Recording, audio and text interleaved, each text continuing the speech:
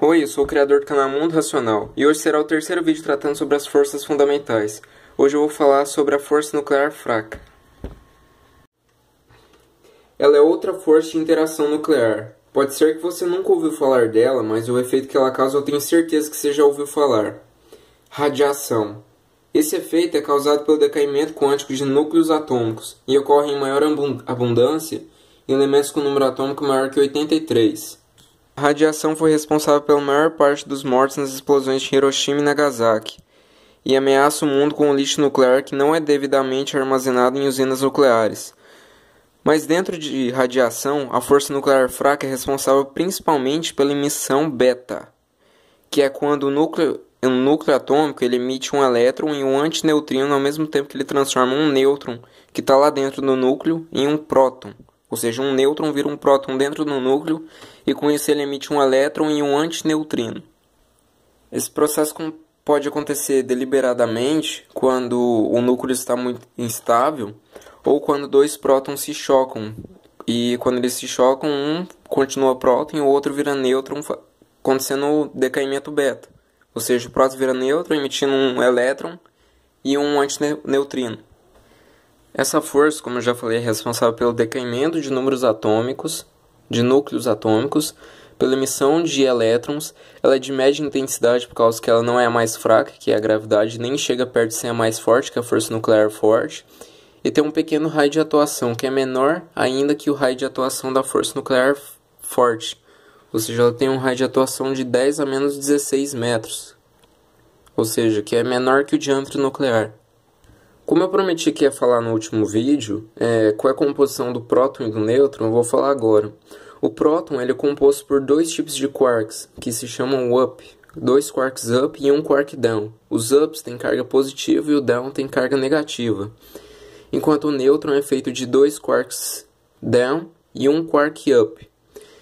Analisando aí na imagem, você pode ver que pelo fato de o próton ter dois quarks up que são de carga positiva e só um down que é de carga negativa, ele vai ser consequentemente positivo, porque ele tem mais cargas positivas do que negativas. E o nêutron, ele tem dois quarks down e um quark up. Dá pra ver que tem mais down que up.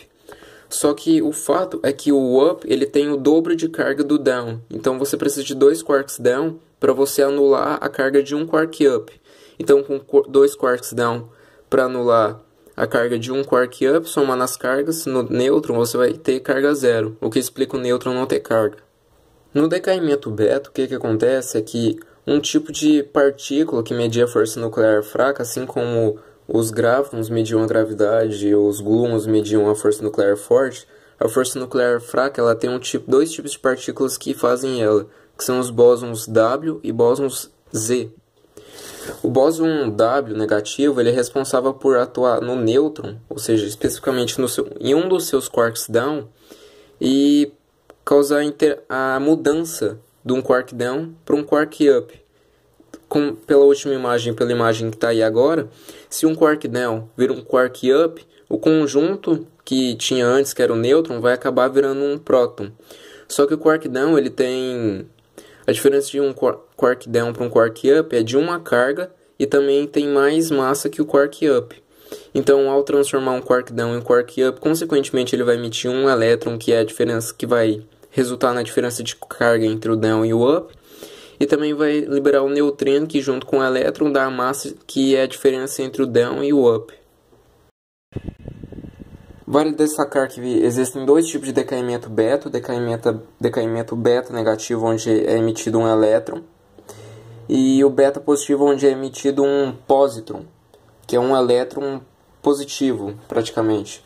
Vale também falar que as partículas que mediam a força nuclear fraca, que são os bósons WZ, eles são partículas que possuem muita massa, ou seja, diferente do fóton, que é da eletromagnética, do graviton e do gluon, que o gluon também possui massa, só que não é...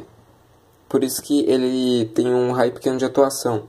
Assim como o gluon, os bósons WZ eles também possuem muita massa, e por isso eles têm um raio de atuação muito pequeno, ou seja, uma curta distância percorrida por ele já gastou toda a energia que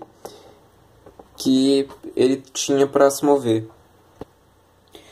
Vale falar que existem dois tipos de decaimento beta, onde é o beta negativo, onde a partícula emitida é um elétron e um antineutrino, e também o decaimento beta positivo, onde é emitido um pósitron e um neutrino comum. Bom, era isso que eu tinha para falar para vocês sobre a força nuclear fraca. Obrigado por assistir e até mais.